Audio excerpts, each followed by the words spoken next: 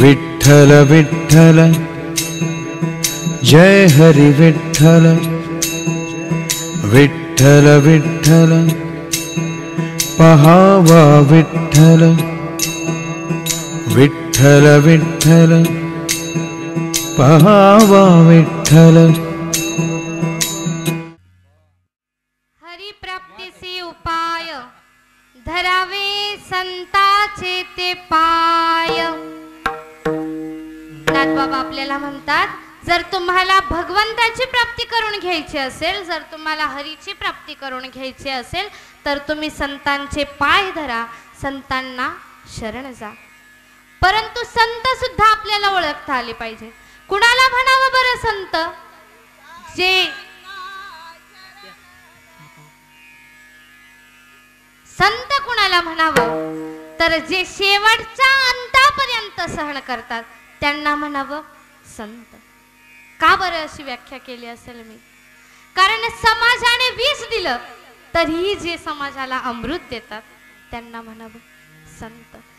समाजाने कोप केला तरीही त्याच समाजावर जे कृपा करतात त्यांना म्हणावं संत। कारण ज्यांच्या ठिकाणी दया क्षमा शांती नांदते त्यांना म्हणावं संत। दया क्षमा ज्याचे अंगी संततेची जाणा जगी। किंवा संत कुणाला म्हणावं? ऐसा ज्याचा अनुभव विश्वदेव सत्यत्वे। ज्यांनी या देवाला पाहिलं, जे या देवाला ओळखतात आणि इतरांनाही तो देव दाखवण्याकरिता जे तत्पर आहेत त्यांना म्हणावं संत।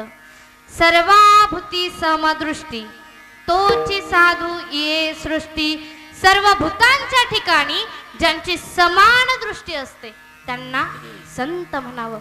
भगवद्गीतेमध्ये भगवंत म्हणतात, समशत्रोच मित्रेच तथा मानापमानयो शीतोष्णो सुख दुःखेषु समसंग विवर्जिताः।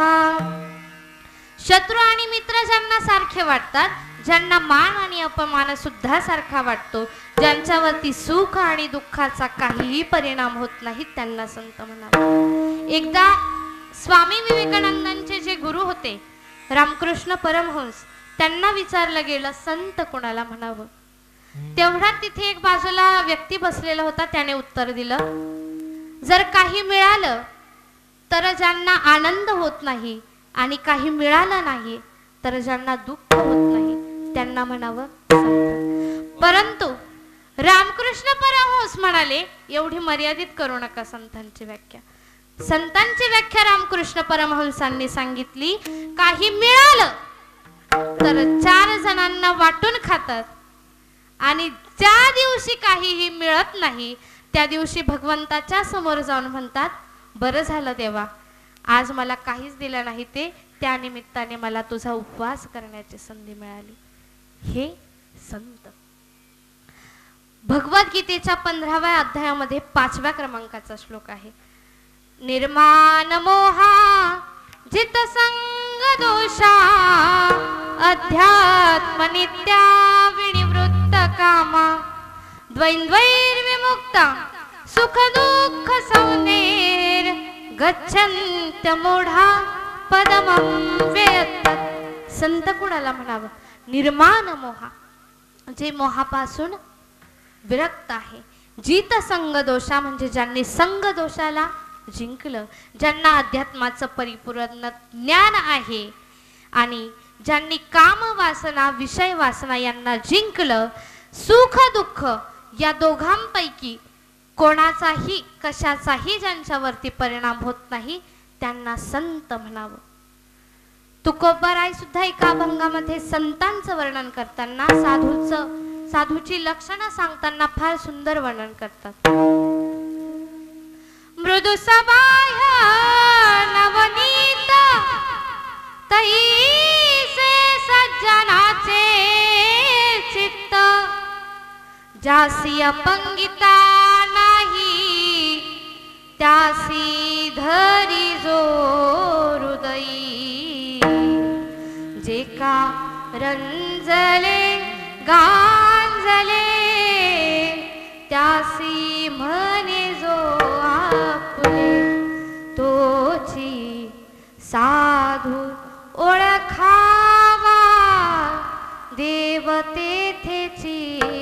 जाणावा, जे का रंजले गांजले त्यास म्हणे जो आपुले. ज्याला कुणीही जवळ करत नाही त्याला सुद्धा जे जवळ करतात त्यांना साधू म्हणावं, त्यांना संत म्हणावं. ज्ञानेश्वरी मध्ये सुंदर ओव्या आहेत. जो खांडावया घाव घाली, कालावणी जयाने केली, दोघा एकची सावली, वृक्ष दे जैसा. ना तरी इक्षदंडू, पाळी तया गोडू, गाळी तया कडू, नभेची जेवी.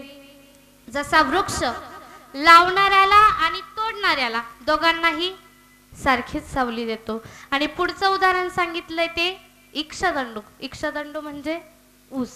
ऊस जसा पाळणाऱ्यालाही गोड आणि गाळणाऱ्यालाही गोडच, तसं संतांचं हृदय असतं. मग संतांची ही सगळी लक्षणं आपण बघितलीत. मग ही आज मीच तुम्हाला सांगते असं काही नाही. तुम्हाला सर्वांना संत ओळखता येतात, संतांची सगळी लक्षणं तुम्हाला सर्वांना माहिती आहेत, परंतु तरीही आपण ते मान्य करत नाही, ही फार मोठी शोकांतिका आहे. बघा, आपला महाराष्ट्र ही संतांची भूमी आहे. आपला महाराष्ट्र ही संतांची भूमी आहे. महाराष्ट्राचं सुदैव आहे, परंतु महाराष्ट्रातल्या लोकांना संत कळाले नाहीत, हे महाराष्ट्राचं दुर्दैव आहे. जर महाराष्ट्रातल्या लोकांना संत कळाले असते तर ज्ञानदेवादी 4 भावंडांना आळंदीकरांनी गावाच्या बाहेर लाथाळलं नसतं. जर महाराष्ट्रातल्या लोकांना संत कळाले असते तर माझ्या तुकोबारायांना त्या मंबाजी गोसाव्यानं लाठीनं मारहाण केली नसते. जर महाराष्ट्रातल्या लोकांना संत कळाले असते तर माझ्या नाथ बाबांच्या अंगावरती तो मनुष्य 108 वेळा थुंकला नसता. आणि पुढचं ऐका, जर महाराष्ट्रातल्या लोकांना संत कळाले असते तर माझ्या गुरु माऊलीला महाराष्ट्र सोडून पुन्हा गुजरात मध्ये जन्म घेण्याची वेळ आली. संत आपल्याला ओळखता आले पाहिजे.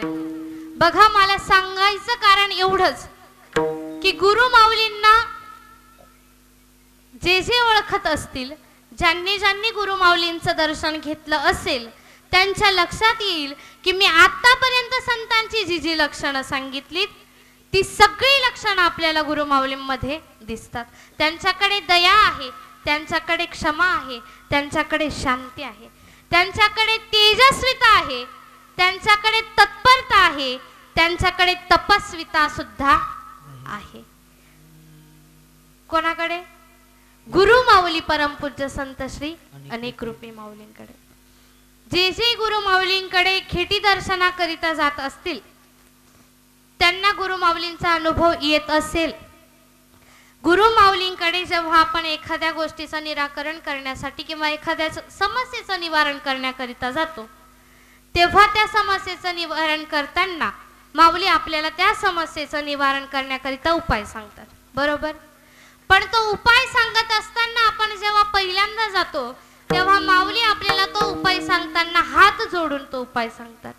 जेव्हा आपण तो उपाय ऐकत नाही आणि परत दुसऱ्यांदा जातो तेव्हा तोच उपाय माऊली आपल्याला रडून सांगतात. आणि तिसऱ्यांदा जेव्हा जातो तेव्हा तोच उपाय माऊली आपल्याला चिडून सुद्धा सांगतात. म्हणजे माऊलींकडे गेल्यानंतर पहिल्यांदा माऊली आपल्याला हात जोडून सांगतात, दुसऱ्यांदा रडून सांगतात, तिसऱ्यांदा चिडून किंवा झोडून सुद्धा सांगतात. परंतु या सगळ्या क्रियांमधून आपल्याला माऊलींचं वेगवेगळ्या रूपामध्ये दर्शन घडेल. बघा, जेव्हा ते हात जोडून सांगतात ना तेव्हा गुरु माऊलीमध्ये असलेल्या संतत्वाचं दर्शन आपल्याला घडतं.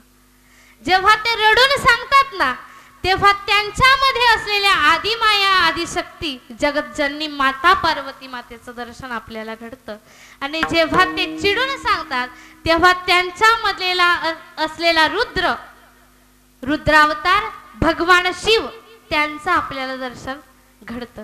परंतु ते त्या क्षणाला चिडले असले, त्या क्षणाला ते आपल्याला रागावून सांगत असले तरी पुढच्याच क्षणाला त्यांच्या हृदयाला पाझर फुटतो आणि ते आपल्याला क्षमा करतात आणि पुन्हा त्यांच्या जवळ घेतात, पुन्हा आपल्याला योग्य मार्गदर्शन करतात. चुकलो आम्ही कधी क्षमा करी, कृपा दृष्टी ठेवा सर्वांवरी, मायेची छाया धरी भक्तावरी, मायेची छाया धरी भक्तावरी, साक्षात नारेश्वरी माता भेटली, साक्षात नारेश्वरी माता भेटली. माया माझी माऊली अनेक रूपी, माया माझी माऊली अनेक रूपी, साक्षात नारेश्वरी माता भेटली, साक्षात नारेश्वरी माता भेटली, साक्षात नारेश्वरी माता भेटली.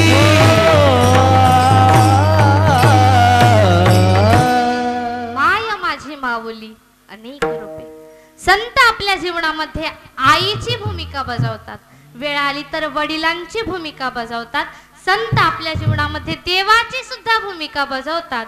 संत आपल्या जीवनामध्ये मार्गदर्शकाची किंवा गुरुची सुद्धा भूमिका बजावतात. कसं बघा, समजा पाणी आहे आणि एखाद्या डबक्यामध्ये पाणी साचलेलं असेल, परंतु त्या पाण्याचा जर उपसा झाला नाही तर त्या पाण्यावरती काय तयार होतं? शेवाळ. मग ते शेवाळ तयार झाल्यानंतर आपल्याला ते पाणी दिसतं का? नाही. ते शेवाळ जेव्हा आपण बाजूला करतो तेव्हा आपल्याला त्या पाण्याचं अस्तित्व कळतं.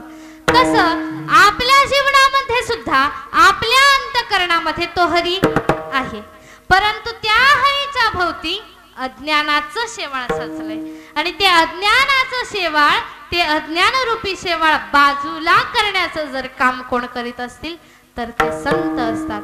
म्हणून धरावे संताचे ते पाय.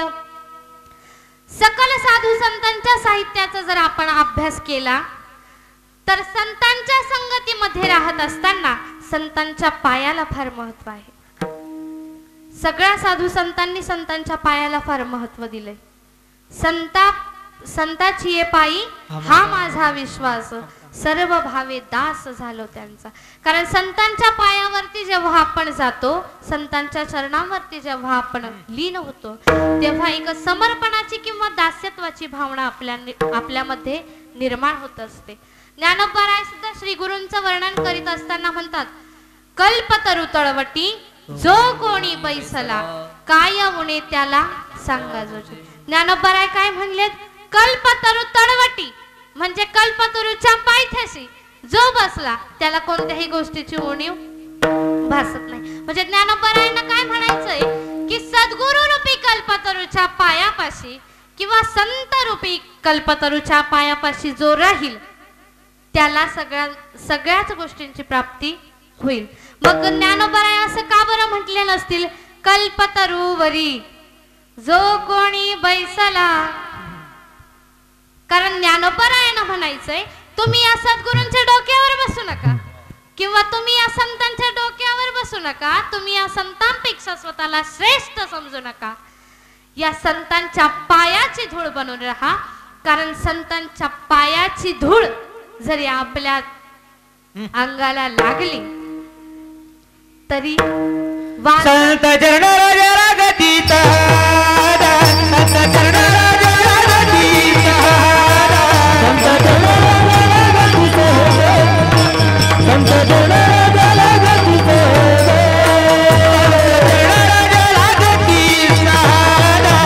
संत चरण रागतीत, संत चरण रागतीत.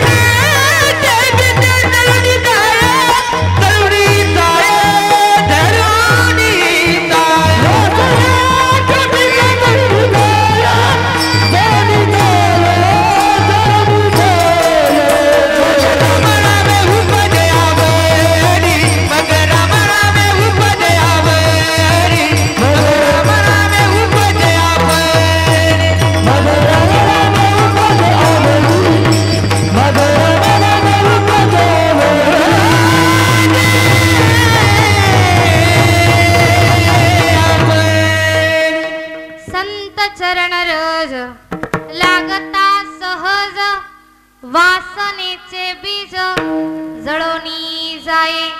संतांच्या पायाची धूळ जरी आपल्याला लागली तरी आपल्यामधली वासना समूळ नष्ट होते. म्हणून नाथबाबा म्हणतात तुम्ही संतांचे पाय धरा. मग संतांचे पाय धरायचे म्हणजे नक्की काय करायचं? या स्थूल देहाचे पाय धरायचे का? नाही. संतांचे पाय धरणे म्हणजे संतांना शरण जाणे. संतांचे पाय धरायचे म्हणजे नक्की काय? तर संत जो आपल्याला मार्ग दाखवतात त्या मार्गाने जाणं म्हणजे संतांचे पाय धरणे. संतांना आवडेल असं आपण वागणं म्हणजे संतांचे पाय धरणे. मग नाथबाबा म्हणतात तसं आपण संतांना शरण गेलो, संतांना जसं आवडेल तसं वागलो, संत जसा मार्ग दाखवतात तसा मार्ग जर त्या मार्गाने आपण गेलो तर आपल्याला नक्की कशाची प्राप्ती होईल? आपल्याला नक्की कोणता फायदा होईल? तो फायदा सांगतात महाराज अभंगाच्या द्वितीय चरणामध्ये. तेने साधती साधन, तेने साधती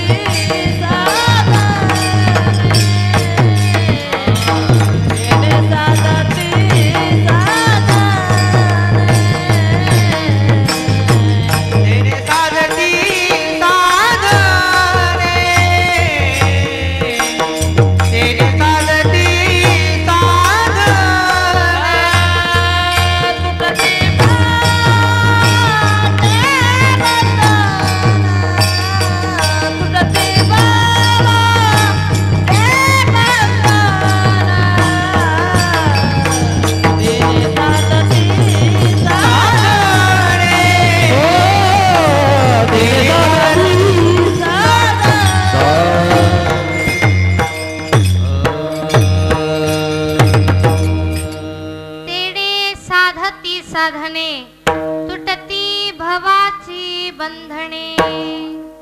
नाथबाबा म्हणतात जर तुम्ही संतांकडे गेलात, संतांना शरण गेलात तर तुम्हाला दोन फायदे होतील. पहिला फायदा म्हणजे तुम्हाला योग्य साधनाची प्राप्ती होणार आहे आणि दुसरा फायदा म्हणजे भवनाम संसार, या संसाराची बंधनं जी तुमच्यावरती लादली गेलीत ती बंधनं गळून पडणार आहेत, गळून जाणार आहेत. कसं? तर संतांकडे जेव्हा आपण जातो तेव्हा आपल्याला योग्य साधनाची प्राप्ती होते आणि संतांकडे गेल्यानंतर ज्या साधनांची प्राप्ती होते त्या साधनांच्या बळावर संत आपल्याकडून योग्य प्रकारे साधना करून घेतात. इथे बसलेल्यांपैकी ज्यांनी ज्यांनी गुरु केलेले असतील त्यांना माझं बोलणं नक्की कळेल. काय बोलले मी? संतांकडे गेल्यानंतर योग्य साधनांच्या द्वारे संत तुमच्याकडून साधना करून घेत असतात. मग त्या साधनेच्या जोरावर तुम्हाला ज्ञानाची प्राप्ती होते, तुमच्यातलं अज्ञान दूर होतं आणि अज्ञान दूर होणं आणि ज्ञानाची प्राप्ती होणं म्हणजे आपण ज्या बंधनामध्ये अडकलोत ते म्हणजे संसाराचं बंधन, त्या बंधनाची आपल्याला जाणीव होते आणि त्या बंधनांपासून आपण वेगळं होतो. बघा एकदा काय होतं, 4-5 जण नदीच्या ऐल तीरावर असतात आणि त्यांना नदी पार करून पैल तीरावर जायचं असतं. मग होतं काय, रात्रीचा अंधार पडलेला असतो परंतु त्यांना नदी पार करून जाणं फार गरजेचं असतं. परंतु रात्रीचा अंधार असल्यामुळे तिथे त्यांना नदी पार करून नेण्यासाठी एकही नावाडी नसतो. परंतु ते जेव्हा नदीच्या तीरावरती जातात तिथे त्यांना एक नाव दिसते. मग ती नाव दिसल्यानंतर त्यांच्यामध्ये चर्चा सुरू होते आणि त्यांच्यामधला एक जण म्हणतो जरी इथे नावाडी नाही ना तरी मला नाव चालवण्याचं थोडंफार ज्ञान आहे. मी कुठेतरी वाचलंय किंवा मला माझ्या ऐकण्यामध्ये आहे की नाव कशी वल्हवतात किंवा नाव कशी चालवतात. मग त्या एकाकडे जे थोडंफार ज्ञान असतं त्या ज्ञानाच्या भरोशावर हे 4-5 जण त्या नावेमध्ये बसतात. त्या नावेमध्ये सगळे बसल्यानंतर ज्याला त्या नाव चालवण्याचं थोडंफार ज्ञान असतं तो काय करतो, ती नाव वल्हवण्याची क्रिया सुरू करतो. पाहता पाहता रात्र जाते, मध्यरात्र होते, तरी नदीचा पैलतीर काही येईना. मग असं का होतंय म्हणून सगळ्यांमध्ये चर्चा सुरू होते आणि एकमेकांवरतीच ते रागावं लागतात. त्यांच्यामध्येच वादविवाद, कलह निर्माण होतो. आणि असं सगळं चालू असताना मध्यरात्रही संपते आणि पहाट होते. आणि पहाट झाल्यानंतर त्यांच्यामधला जो एक जण असतो तो अगदी मोठ्याने हसतो. मग तो हसतो का म्हणून सगळे जण त्याला विचारतात, तुला हसायला नक्की काय झालं? तेव्हा तो मनुष्य म्हणतो, आपण असं दिवसेंदिवस जरी या नावेमध्ये बसून राहिलो ना तरी आपण काही नदीच्या तीरावर पोहोचणार नाही. का? कारण आपण जो नावेचा दोरखंड आहे ना मागे बांधलेला, तो दोरखंड काही अजून सोडलेला नाही. मला सांगायचंय काय, तर त्या मनुष्याला तो नावेला बांधलेला दोरखंड कशामुळे दिसला? पहाट झाली आणि सूर्य उगवला. सूर्याच्या प्रकाशामध्ये त्या मनुष्याला त्या नावेला असलेल्या बंधनाची जाणीव झाली. म्हणजे बंधनाची जाणीव होण्याकरिता कशाची गरज पडली? प्रकाशाची किंवा सूर्याची गरज पडली. तसं आपल्या जीवनामध्ये सुद्धा आपल्याला जर हा भवसागर तरुण जायचं असेल तर आपल्या जीवनामध्ये असलेल्या बंधनाची जाणीव करून देण्याकरिता, या बंधनांपासून आपल्याला अलिप्त करून देण्याकरिता सद्गुरु रूपी किंवा संत रूपी सूर्य आणि त्या संत रूपी सूर्याचं ज्ञान, त्या ज्ञानाचा प्रकाश आपल्या जीवनामध्ये पडणं फार गरजेचं आहे. शिवहरी विठ्ठल, हरी विठ्ठल विठ्ठल विठ्ठल, हरी विठ्ठल विठ्ठल विठ्ठल, हरी विठ्ठल विठ्ठल विठ्ठल, हरी विठ्ठल विठ्ठल विठ्ठल. म्हणजे मला सांगायचं नक्की काय, तर आपण ज्या बंधनांमध्ये अडकलोय त्या बंधनांची जाणीव करून देण्याकरिता किंवा त्या बंधनांपासून आपल्याला वेगळं करण्याकरिता संतांची आवश्यकता आहे. म्हणून धरावे संताचे ते पाय. संतांच्या संगतीला फार महत्व आहे. संतांच्या संगतीमध्ये राहणं फार गरजेचं आहे. कारण संतांची संगत आपल्याला कोणत्याही प्रकारे घडू द्या, कोणत्याही प्रकारे आपल्याला संतांची संगत घडली तर आपल्याला त्याचा फायदाच होत असतो. अर्धक्षण घडता संतांची संगती, तेने होय शांती महत पापा. अर्धक्षण जरी आपल्याला संतांची संगत लाभली तरी आपल्याला त्याचा फायदा होतो. नाथबाबांच्या जीवनामधला प्रसंग आहे की सर्वांना माहिती, तो गावोबा फक्त पुरणपोळीच्या आशेने नाथबाबांच्या संगतीत राहिला, परंतु संतांच्या संगतीमध्ये राहिल्यानंतर झालेला परिणाम असा, त्या गावोबावरती फक्त पुरणपोळीच्या आशेने आलेला तो गावोबा, त्या गावोबावरती संतांची कृपा एवढी मोठी झाली की नाथबाबांचा राहिलेला भावार्थ रामायण हा जो ग्रंथ अपूर्ण राहिलेला होता, तो ग्रंथ पूर्ण करण्याचं सामर्थ्य त्या गावोबामध्ये प्राप्त झालं. हे संतांच्या संगतीचं महत्व आहे. संतांच्या संगतीचं महत्व नाथबाबा म्हणतात, फक्त मीच सांगत नाही हो, तुम्ही कोणालाही विचारा. रामायणामध्ये सुद्धा दृष्टांत आहे. दृष्टांत अगदी छोटासा आहे. सुग्रीवाला हनुमंतरायामुळे प्रभू रामचंद्रांची भेट झाली, दृष्टांत संपला. सुग्रीव हा जीव आहे, हनुमंतराय हे संत आहेत आणि प्रभू रामचंद्र हे भगवंत आहेत. म्हणजे सुग्रीव रूपी जीवाला हनुमंतराय रूपी संतांमुळे प्रभू रामचंद्र रूपी भगवंताची भेट झाली. कोणामुळे? हनुमंतराय रूपी संतांमुळे. म्हणजे या जीवाला आणि देवाला एकत्र आणणारे कोण असतात? संत. म्हणून धरावे संताचे ते पाय. इतर संतांना सुद्धा जर आपण विचारले ना भगवत प्राप्तीचा मार्ग, ज्ञानोबरायांना विचारू, ज्ञानोबराय म्हणतात संताचे संगती मनोमार्ग गती, अकळावा श्रीपती येणे पंथे, किंवा ज्ञान देवा गोडी संगती सज्जनी हरी दिसे जनीवनी आत्मतत्वे. तुकोबारायांना विचारू. तुकोबाराय म्हणतात, संत दर्शन ह्या लाभ पद्मनाभ जोडियेला. आता नामदेव महाराजांना विचारू.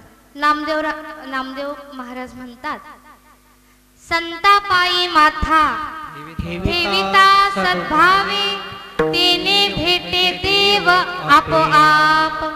हे झालं संतांचं महिमा, संतांचं म्हणणं. आता आपण देवाला विचारू.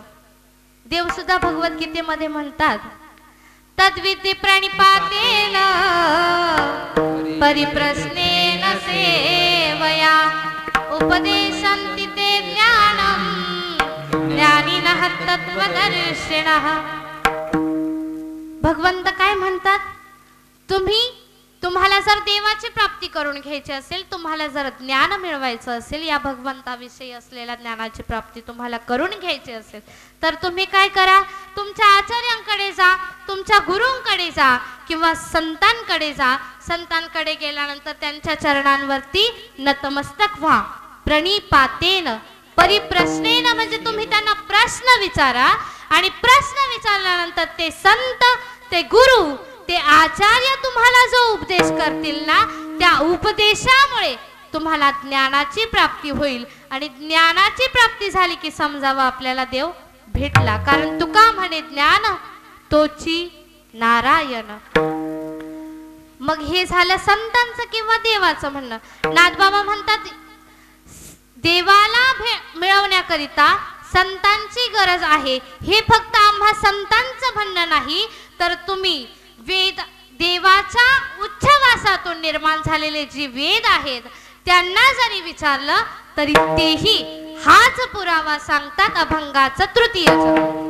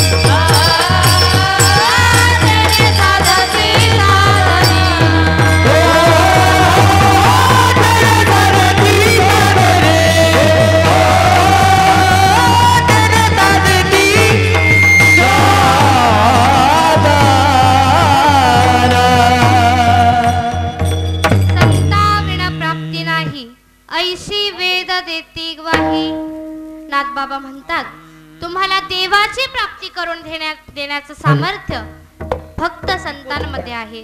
कारण जर तुम्हाला तुमच्या मनातली कोणतीही इच्छा असू द्या, कोणतीही आकांक्षा असू द्या, कोणतीही मनोकामना असू द्या, तुमच्या मनातला कोणताही मनोरथ असू द्या, तो ती इच्छा, ती आकांक्षा, तो मनोरथ पूर्ण करण्याचं सामर्थ्य जर कोणामध्ये असेल तर ते फक्त संतांमध्ये आहे.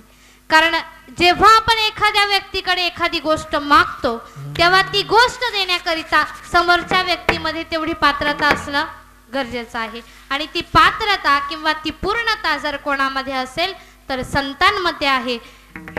या त्रैलोक्यामध्ये परिपूर्ण असं जर कोण असेल तर फक्त तो भगवंत आहे. ओम पूर्णमदा पूर्णमिदं पूर्णात् पूर्णमुच्यते पूर्णस्य पूर्णमादाय पूर्णमेवावशिष्यते. आणि दुसरं जर सर्वांगाने परिपूर्ण कोण असेल तर तुकोबाराय म्हणतात, तुका म्हणे तैसे जाणा संत जन सर्वत्र संपूर्ण गगन जैसे. म्हणून नाथबाबा सुद्धा म्हणतात तुमची सगळी इच्छा तुमचे सगळे मनोरथ पूर्ण करण्याचं सामर्थ्य फक्त संतांकडे आहे. अभंगाचं 4थं चरण.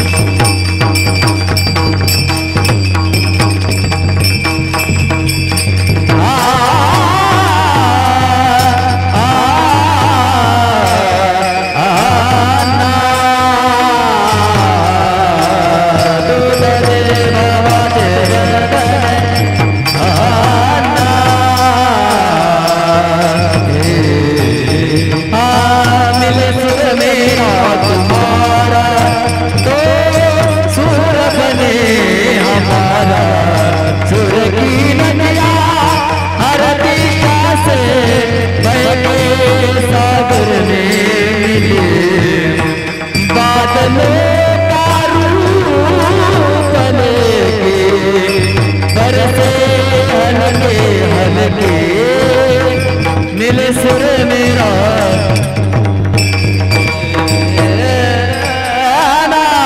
तुटती भवाचे बंधन तुटती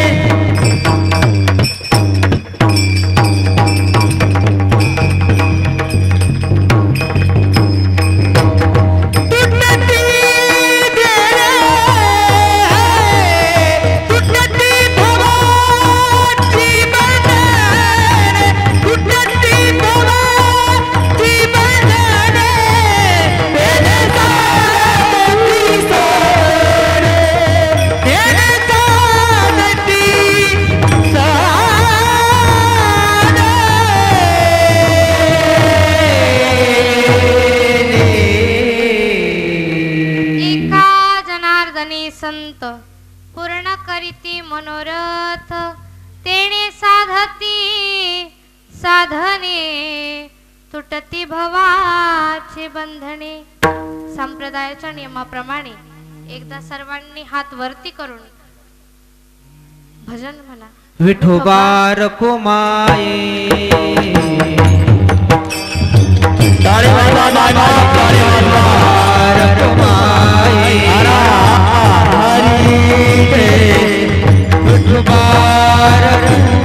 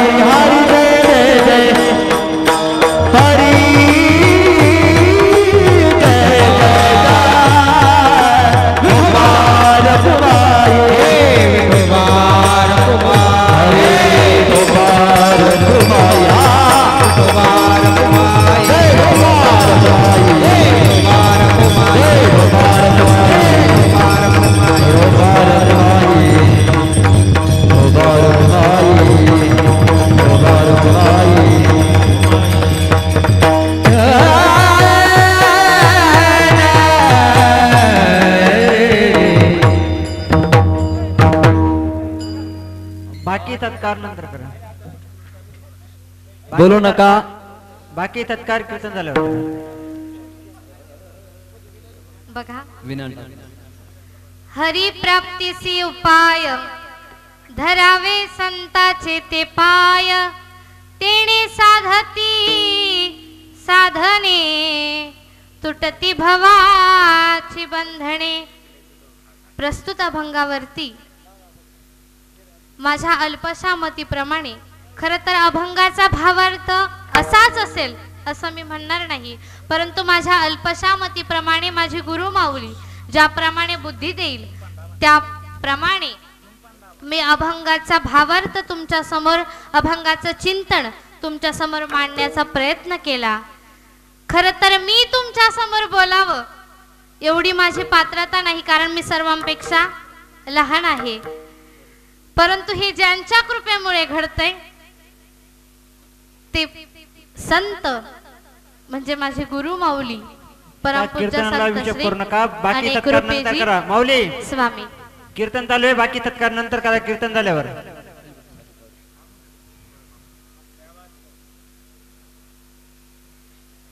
ते अनेक रूपी माऊली त्यांचं कार्य किंवा त्यांचा संदेश तुमच्यापर्यंत पोहोचावा हे माझं खरं कर्तव्य आणि हा माझा खरा उद्देश आहे.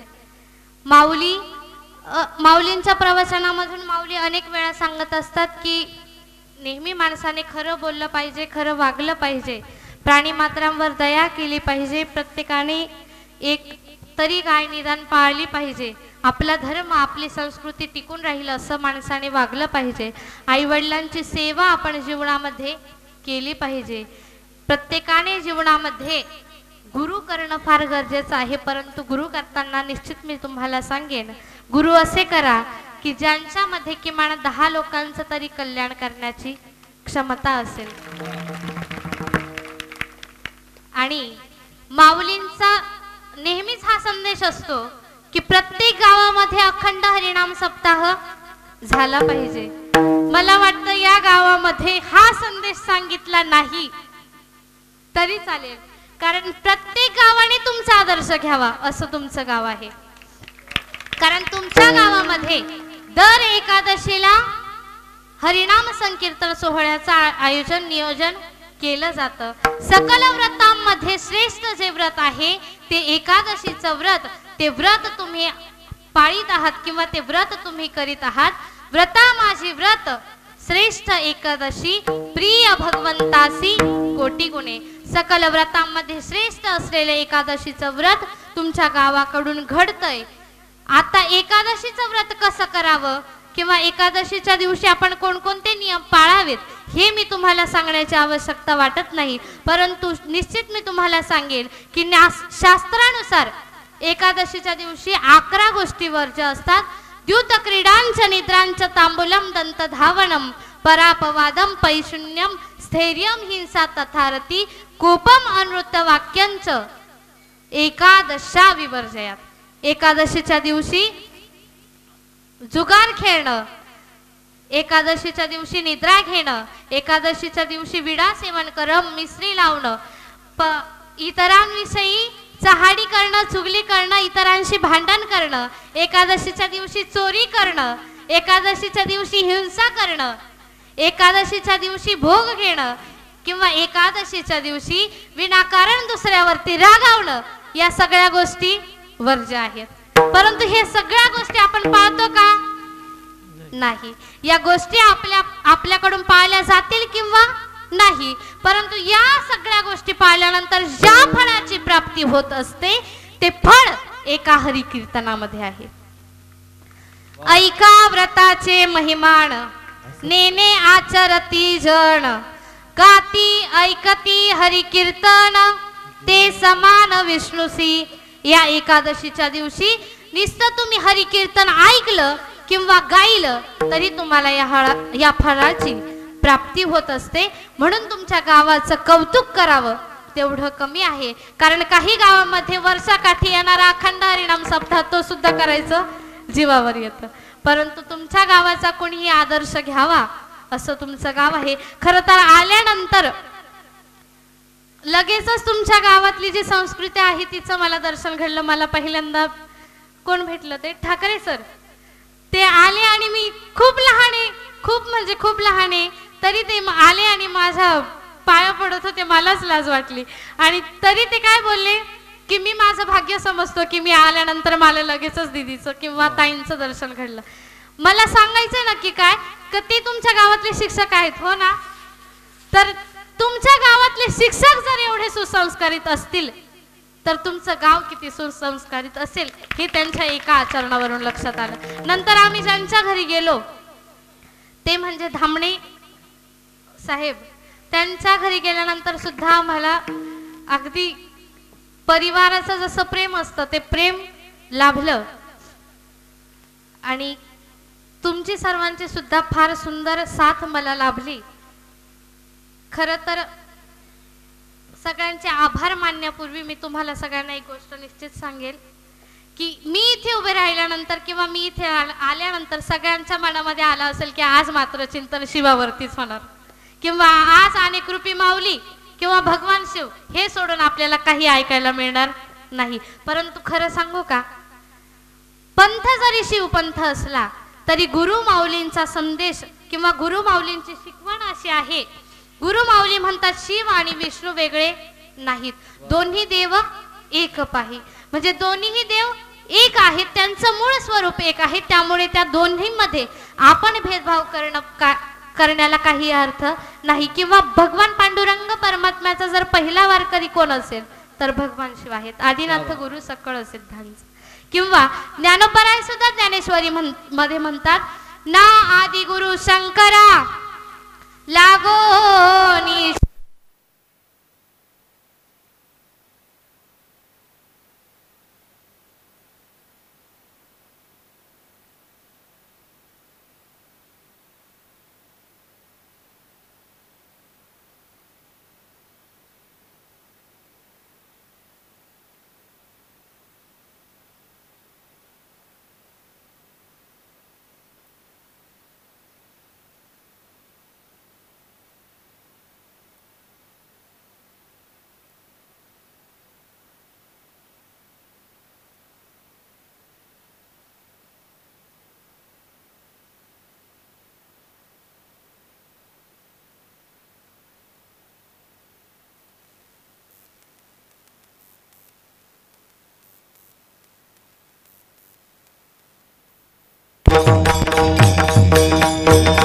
हॅलो हो. जाता जाता तुम्हाला एक गोष्ट सांगून जाईल बंद करा. की शिव आणि विष्णू, शिव हरी विठ्ठल याच्यावरतूनच तुमच्या लक्षात आलं असेल की शिव आणि विष्णू यांच्यामध्ये भेद मानला जाऊ नये. आणि माऊलींचं कार्य किती जणांना माहित आहे ते मला माहिती नाही, परंतु गुरु माऊलींकडे आल्यानंतर तुमची शारीरिक समस्या असू द्या, तुमची कौटुंबिक समस्या असू द्या किंवा तुमची व्यावसायिक समस्या असू द्या, कोणतीही समस्या असू द्या, छोटी असू द्या मोठी असू द्या, त्या समस्येचं निवारण माऊलींकडे आल्यानंतर होणार आहे. आणि यापैकी कोणतीही समस्या तुमची नसेल, फक्त साध्या भोळ्या पद्धतीने परमार्थ कसा करावा याचं मार्गदर्शन जर तुम्हाला घ्यायचं असेल तर निश्चित तुम्ही या तुलसीगडावरती या. निश्चित तुम्ही एकदा तरी गुरु माऊलींचं दर्शन घ्या. असं म्हणतात जीवनामध्ये एकदा तरी काशीला जावं किंवा एकदा तरी पंढरपूरला जावं, परंतु निश्चित मी तुम्हाला सांगेल तुम्ही एकदा तरी या तुलसीगडावरती या. या तुलसीगडावरती आल्यानंतर तुम्हाला काशी आणि पंढरपूर दोन्ही एकाच ठिकाणी घडल्याशिवाय राहणार नाही. असो बोलता बोलता माझ्याकडून काही चुकीचा शब्द निघाला गेला असेल तर तो माझ्या वाणीचा दोष, परंतु जर काही चांगलं असेल तर ते माझ्या गुरु माऊलीचं समजून सदैव स्मरणामध्ये ठेवा.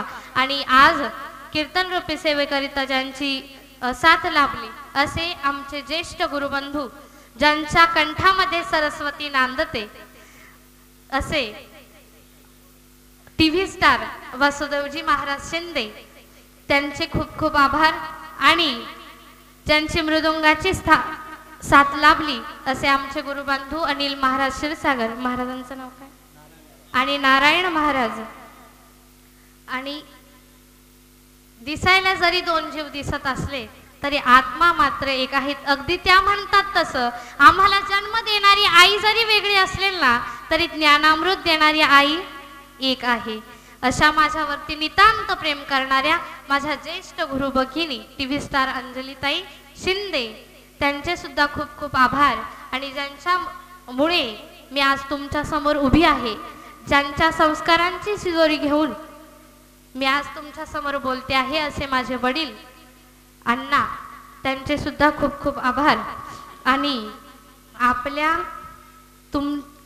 तुमच्या परिसराचं किंवा आपल्या करंजगाव क्षेत्राचं वैभव असलेले शशिकांत महाराज, ज्ञानेश्वर महाराज, अर्जुन महाराज, नारायण महाराज, सचिन महाराज असे सगळे, मला खरं तर मी या सगळ्यांची नावं घ्यावी एवढी सुद्धा माझी पात्रता नाही, परंतु नामोच्चार केला म्हणून सुद्धा मी तुमची माफी मागेल. सगळेच श्रेष्ठ आहेत, सगळे ज्येष्ठ आहेत आणि सगळे मोठे असताना सुद्धा मला त्यांनी सांभाळून घेतलं, ही मी माझं भाग्य समजते. आणि एक गोष्ट मी तुम्हाला सांगेल की ज्या तुलसीगडावरती आपण जातो त्या गडावरती माऊलींच्या सेवेमध्ये कायम तत्पर असलेले आमचे निलेश दादा आणि शांताराम काका, ते सुद्धा एवढ्या दुरून आपल्या कीर्तनाकरिता आलेत. आणि समस्त इथले जे भजनी मंडळ असेल, ज्ञात अद्याप माझं नाव कोणाचं नाव माझ्याकडून राहून गेलं असेल तर मी माफी मागते. आणि झालेली सेवा सद्गुरूंच्या चरणी, गुरुमाऊली परमपूज्य संत श्री अनेक रूपी महाराजांच्या चरणी समर्पित करून सेवेला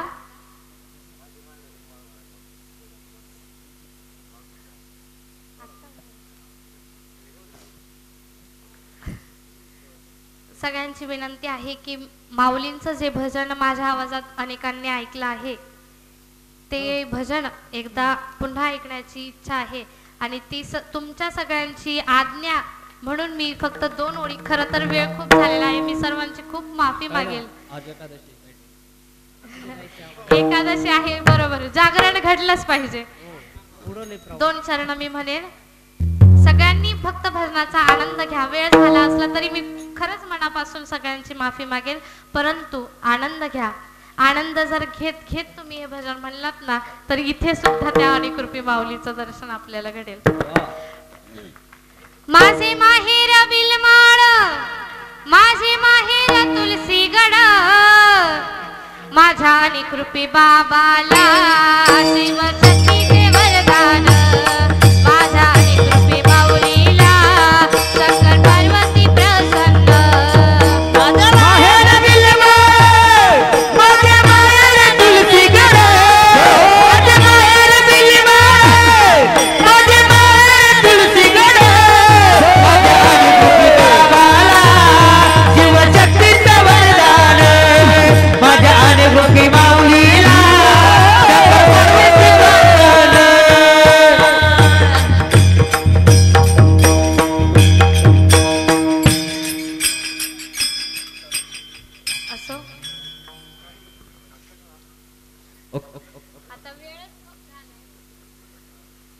जर कधी योग आला, तुम्ही सगळे जर माऊलींच्या दर्शनाकरिता आलात तुलसीगडावरती, तर निश्चित मी तुम्हाला पूर्ण भजन तुमच्यासाठी म्हणेन. या सोमवारी मी म्हणेन, अजून म्हणू, शिव अर्धनारेश्वरी नाग ज्योतिर्लिंग स्थापन, शिव अर्धनारेश्वरी जी मोठे स्वयंभू प्रगट,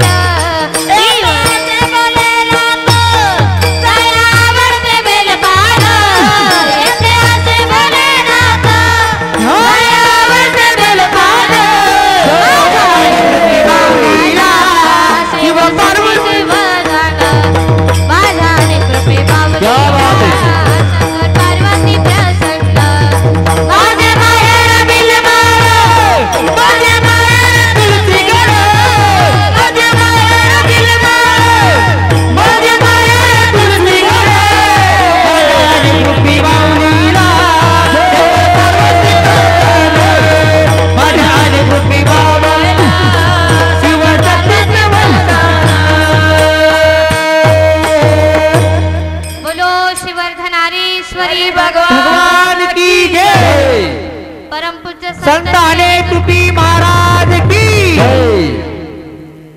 एक छोटीशी सूचना आहे सर्वांसाठी. आपले कृपया खाली बसा. पोरांनो खाली बसा. 2 मिनिटं 2 मिनिटं खाली बसा. माझ्या ज्येष्ठ गुरु भगिनी अंजलीताई शिंदे आणि वासुदेव महाराज शिंदे यांनी एक छोटस कॅलेंडर तयार केलेलं आहे. त्या कॅलेंडर मध्ये संस्कार, त्या कॅलेंडर बनवण्याचा उद्देश असा की प्रत्येक घरामध्ये संस्कार पोहोचावेत, आई वडिलांचं महत्त्व घरातल्या मुलांना कळावं आणि तुम्हाला सुद्धा जर असं वाटत असेल का आपल्या मुलामध्ये चांगले संस्कार घडावेत तर निश्चित तुम्ही हे कॅलेंडर घ्या. कॅलेंडरची किंमत आहे 20 रुपये. सगळ्यांनी जय विठ्ठल झाल्याशिवाय कोणीही उठायचं नाही आणि जय विठ्ठल झाल्यानंतर महाराजांना भेटून ते कॅलेंडर तुम्ही घ्या. ज्ञानेश्वर माऊली ज्ञानराज माऊली ज्ञानेश्वर माऊली विठ्ठल जय जय विठ्ठल. 2 मिनिटं खाली बसा. महादेवाय वैकुंठवासी विष्णुदेवाय त्रिलोचनाय ब्रह्मदेवाय नमो नमः श्री गुरुदेवाय. गौरी नंदनम महालक्ष्मीय महाविद्यादेवी सरस्वतीय नमो नमः सर्व भक्तजनाय नमो नमः श्री अनेक कृपाय. जय विठ्ठल जय